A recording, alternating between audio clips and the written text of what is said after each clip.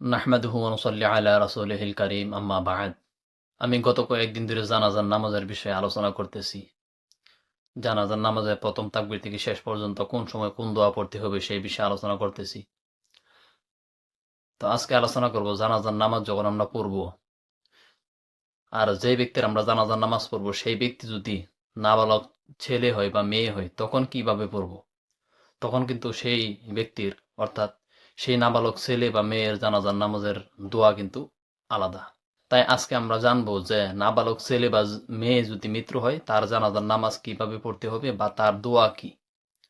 তাহলে আসুন আমরা জানাজার নামাজের দোয়াটি জেনে নিই। যদি মৃত ব্যক্তি নাবালক ছেলে হয় তখন সেই ছেলের জন্য আপনারা এই দোয়াটি পড়বেন। দোয়াটি আপনারা স্ক্রিনে লক্ষ্য করুন। দোয়াটি হলো আল্লাহুম্মা জাআলহু লানা ফারতাও ওয়াজআলহু লানা আজরাও ওয়া যুখরা ওয়াজআলহু লানা শাফিআও ওয়া মুশাফফাআ।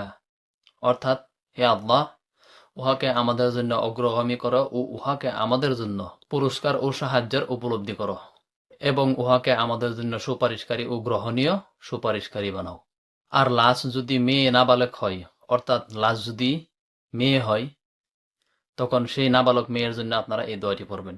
সেই দোয়াটি আপনারা স্ক্রিনে লক্ষ্য করুন। দোয়াটি হলো আল্লাহুম্মা জাআলহা লানা ফারদাও ওয়া জাআলহা লানা আজরাও ওয়া যুখরা ওয়া জাআলহা লানা শাফিআও ওয়া মুশাফফাআ।